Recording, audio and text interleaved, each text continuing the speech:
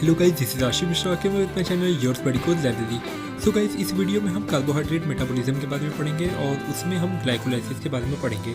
Carbohydrate metabolism का simple सा मतलब ये होता है कि जो कार्बोहाइड्रेट होते हैं या ग्लूकोज होते हैं उनका मेटाबॉलिज्म होना, मतलब कि ब्रेकडाउन या फॉर्मेशन या इंटरकन्वर्जन, जैसे कैटाबॉलिज्म एनाबॉलिज्म के फॉर्म में होता है वही।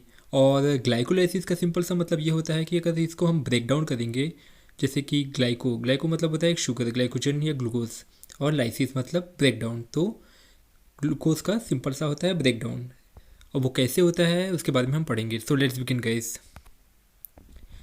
अब देखते हैं कि ग्लाइकोलाइसिस में क्या होता है। ग्लाइकोलाइसिस का सिंपल सा मतलब ये होता है कि जैसे मैंने बताया था कि शुगर का ब्रेकडाउन।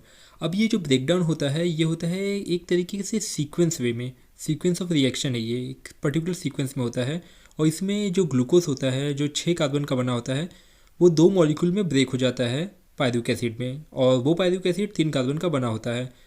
और अगर ग्लूकोज पायरुविक एसिड में ब्रेक हो रहा है अंडर एरोबिक कंडीशन में, और जो लैक्टेट होता है वो तब बनता है जब ऑक्सीजन ना हो, मतलब कि एब्सेंस ऑफ ऑक्सीजन के। तो सिंपल सा मतलब ये हो गया कि अगर ग्लूकोज पायरुविक एसिड में बन रहा है तो एरोबिक कंडीशन में होता है, और ग्लूकोज लैक्टेट में ब्रेकडाउन हो रहा है तो एनारोबिक कंडीशन में होता है। तो ये इंपॉर्टेंट फैक्टर है। और गाइस, इस प्रोसेस में कुछ एटीपी भी बनते हैं और अलॉन्ग विथ NADPH भी बनते हैं। अब वो डिपेंड होता है कि एरोबिक में कितना बनता है, एनारोबिक में कितना बनता है, क्योंकि दोनों ही जगह पर अलग अलग बनते हैं।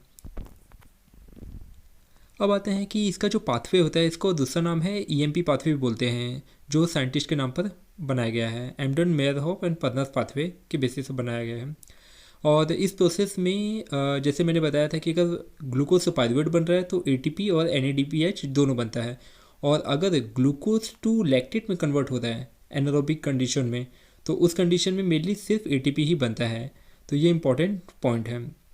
और इसका आप नेट रिएक्शन देख सकते हैं कि जो ग्लूकोज है plus NAD plus inorganic phosphate plus जो ADP है वो इक्वल टू पायरुवेट बनाता है अलॉन्ग विद ATP NADPH और H2O। तो ये नेट रिएक्शन है, इंपॉर्टेंट रिएक्शन है। अब इसमें इंपॉर्टेंट ये है कि जो ग्लाइकोलाइसिस होता है वो मेनली कहाँ कहाँ होता है। वो होता है साइटोसोल में या साइटोप्लाज्म में, किसी भी सेल के में हो सकता है, ये किसी भी ऑर्गेनिज्म के सेल्स में हो सकता है ये। अब देखते हैं कि जो ग्लाइकोलाइसिस है मैंने बताया था ये एरोबिक भी होता है एनारोबिक भी होता है। तो एरोबिक कंडीशन में क्या होता है कि इस कंडीशन में ऑक्सीजन की रिक्वायरमेंट होती है इन प्रेजेंस ऑफ ऑक्सीजन, और एनारोबिक कंडीशन में ऑक्सीजन कम या absence of oxygen. Aerobic condition में एक और इम्पॉर्टेंट पॉइंट है, जो फाइनल प्रोडक्ट बनता है एरोबिक कंडीशन में वो होता है पायरुवेट, और अलॉन्ग विथ 8 ATP बनता है। और एनारोबिक कंडीशन में लैक्टेट ये इसका फाइनल प्रोडक्ट है और 2 ATP बनते हैं। एरोबिक कंडीशन में ये भी इम्पॉर्टेंट है कि जो पायरुवेट होता है जब वो बनता है, मेनली जो पायरुवेट होता है फाइनल प्रोडक्ट होता है ग्लूकोज का, वो लेटर ऑन एसिटाइल कोएंजाइम में कन्वर्ट हो जाता है with the help of pyruvate dehydrogenase, ये एंजाइम है। और ये कन्वर्ट होके लेटर ऑन वो साइट्रिक एसिड साइकिल में एंटर होता है, वो TCA साइकिल में एंटर हो जाता है।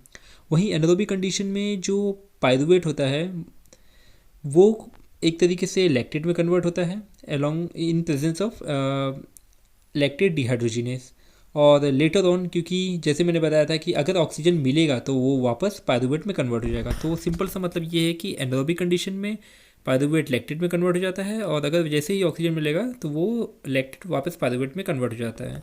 तो ये रिवर्सिबल प्रोसेस होता है। अब आते हैं फेजेस ऑफ ग्लाइकोलाइसिस।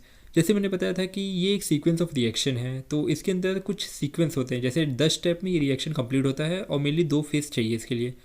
पहला होता है प्रिपरेटरी फेज। प्रिपरेटरी फेज में क्या होता है कि ये एक तरीके का ग्लूकोज एक्टिवेशन फेज होता है, जिसमें ग्लूकोज लेटर ऑन ब्रेकडाउन होते हैं कि प्रोसेस में चालू हो जाता है। और इस कंडीशन में क्या होता है कि 2 मॉलिक्यूल ऑफ ATP कंज्यूम हो जाते हैं इस रिएक्शन में। और इसका एक और इम्पॉर्टेंट चीज़ है कि ये मेनली 5 स्टेप होते हैं। जैसे 10 स्टेप मैंने बताया था, तो इसमें जो प्रिपरेटरी फेज है वो टोटल 1 to 5 स्टेप तक होता है। और इस फेज में एक और चीज़ इंपॉर्टेंट है कि फॉस्फोराइलेशन ऑफ ग्लूकोज होता है, मतलब कि ग्लूकोज में फॉस्फेट ग्रुप ऐड होता है, और बाद में वो लेटर ऑन जो कन्वर्ट हो जाता है वो होता है ग्लिसरॉल्डिहाइड 3-फॉस्फेट। और इसीलिए इसको प्रिपरेटरी फेज बोलते हैं, क्योंकि ये इनिशिएट करता है ग्लाइकोलाइसिस के प्रोसेस को। अब आता है दूसरा होता है पे ऑफ फेज। इसका दूसरा नाम है एनर्जी एक्सट्रैक्शन फेज। इसमें क्या होता है, हमें एटीपी बनता है अलॉन्ग विथ एनएडीपीएच बनता है, इसीलिए हमें इसे एनर्जी एक्सट्रैक्शन फेज बोलते हैं। और इसमें क्या होता है कि जो ग्लिसरल्डिहाइड 3 फॉस्फेट होता है वो पाइरूवेट में कन्वर्ट हो जाता है, और लेटर ऑन जैसे मैंने बताया था एटीपी भी बनते हैं इसमें। और इसके ये क्या होता है कि जो छः से लेके 10 स्टेप होते हैं वो इसमें आते हैं पे ऑफ फेज में। अब आते हैं इसका आप रिएक्शन देख सकते हैं कि जो पहला होता है, जो पहले 5 स्टेप होते हैं वो प्रिपरेटरी फेज पे आते हैं। तो आप उसमें देख सकते हैं कि जो पहला ग्लूकोज होता है जो 6 कार्बन का होता है वो कन्वर्ट होता है ग्लूकोज 6 फॉस्फेट। अब ये 6 फॉस्फेट मतलब कि जो 6 फॉस्फेट है इसका मतलब ये है कि जो ग्लूकोज में जैसे जो 6 कार्बन होते हैं, जो छठवां कार्बन होता है उस पर फॉस्फेट ग्रुप आके अटैच हो जाता है। तो आप देख सकते हैं कि एटीपी है वो कन्वर्ट हो जाता है एडीपी में, मतलब एक फॉस्फेट छठवें कार्बन पर आके अटैच हो गया है, तो इसीलिए इसको ग्लूकोज 6 फॉस्फेट बोलेंगे। और इसके लिए हेक्सोकाइनेस एक इम्पॉर्टेंट एंजाइम्स है जो हेल्प करता है कन्वर्ट करने के लिए, और ये इरिवर्सिबल पाथवे है। दूसरा होता है स्टेप की ग्लूकोज 6 फॉस्फेट फ्रक्टोज 6 फॉस्फेट में कन्वर्ट हो जाता है, और इसको आइसोमराइजेशन भी बोलेंगे क्योंकि ये एक तरीके का आइसोमर हो रहा है। और फ्रुक्टोज 6 फॉस्फेट फ्रुक्टोज 1,6 डाइफॉस्फेट में कन्वर्ट हो रहा है। तो आप देख सकते हैं कि ये दूसरा फॉस्फोराइलेशन फेज है, इसमें एटीपी यूटिलाइज हो रहा है, और देख सकते हैं आपकी पहले और छठवें कार्बन पर आके फॉस्फेट जुड़ जा रहा है। उसके बाद फ्रुक्टोज 1,6 डाइफॉस्फेट को कन्वर्ट होके वो ग्लिसरल्डिहाइड 3 फॉस्फेट बनता है।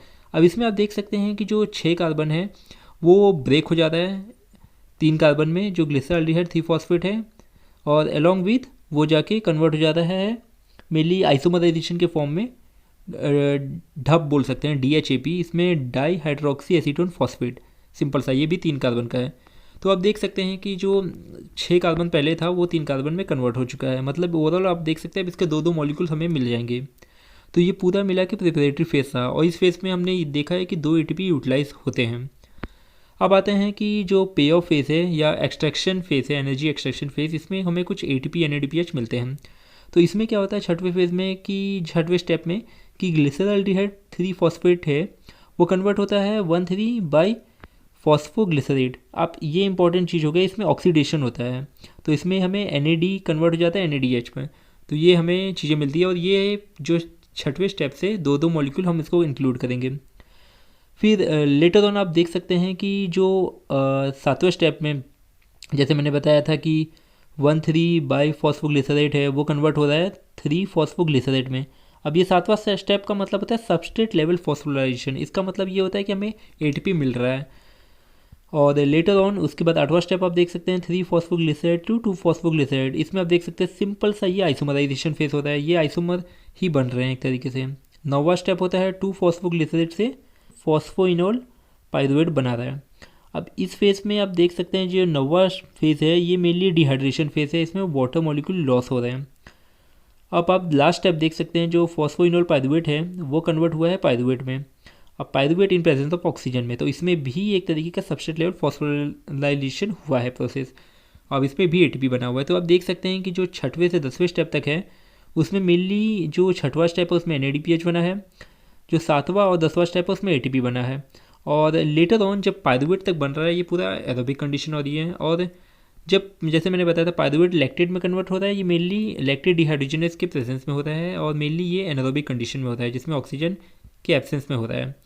और जैसे ही हम इसको ऑक्सीजन देंगे तो ये लैक्टेट पाइरुवेट में वापस कन्वर्ट हो जाएगा। तो ये स्टेप्स रहे हैं कुछ। इसमें एक और चीज़ बहुत इंपॉर्टेंट है कि हमें ये चीज़ें ध्यान देनी पड़ती है कि कौन सा स्टेप इरिवर्सिबल है, जैसे कि जो पहला स्टेप हो गया, तीसरा स्टेप हो गया, और 7वां स्टेप अलॉन्ग विथ 10वां स्टेप, ये जो 4 स्टेप है ये इरिवर्सिबल स्टेप है, और बाकी जो स्टेप है वो रिवर्सिबल स्टेप है। तो ये समझना बहुत ज़रूरी है, बहुत इंपॉर्टेंट भी है गाइस। इसमें कुछ स्टेप्स हैं, कुछ ट्रिक्स हैं, तो आप देख सकते हैं कि हर स्टेप में उसके जो प्रोसेस होते हैं उसके जो नाम दिए हुए हैं उसके हिसाब से उसके सिंपल सा ट्रिक बनाए हुए हैं, आप देख सकते हैं इसको।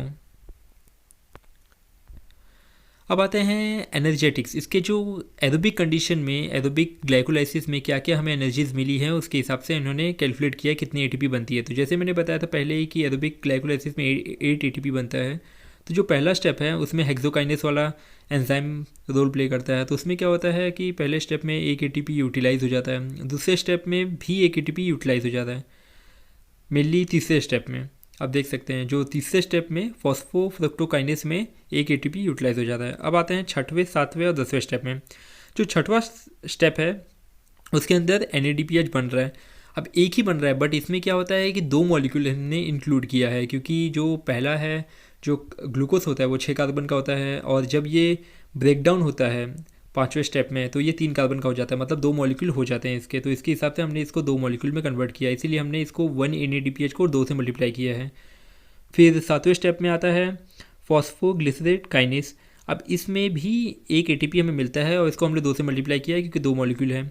वहीं 10वें स्टेप में भी वही किया है। टोटल हम कैलकुलेट करते हैं 8 ATP, और NADPH एक NADPH से हमें 2 मिली, एक NADPH से हमें 3 ATP मिलती हैं। तो ये एक इंपॉर्टेंट पॉइंट है समझने के लिए। अब आते हैं एनारोबिक ग्लाइकोलाइसिस में। एनारोबिक ग्लाइकोलाइसिस में मेनली ऑक्सीजन नहीं होता इन एब्सेंस ऑफ ऑक्सीजन की कंडीशन में। अब आते हैं कि जो पहला स्टेप है हेक्सोकाइनेसिस में, जिन्हें बताया था कि पहला तीसरा स्टेप है, इसमें ATP यूटिलाइज होती है।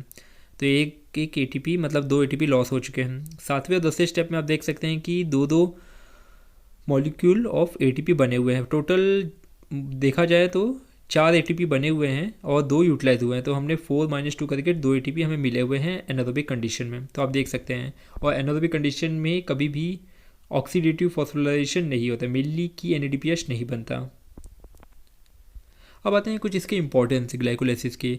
ग्लाइकोलाइसिस एक ऐसा स्टेप है, सिर्फ एक ऐसा स्टेप है जो एक हम बोल सकते हैं ये एक तरीके का यूनिवर्सल पाथवे है, मतलब कि ये सभी ऑर्गेनिज्म में हो सकता है, फ्रॉम ईस्ट से लेके मैमल्स तक। और ये एरोबिक भी हो सकता है, एनारोबिक कंडीशन में भी ये हो सकता है।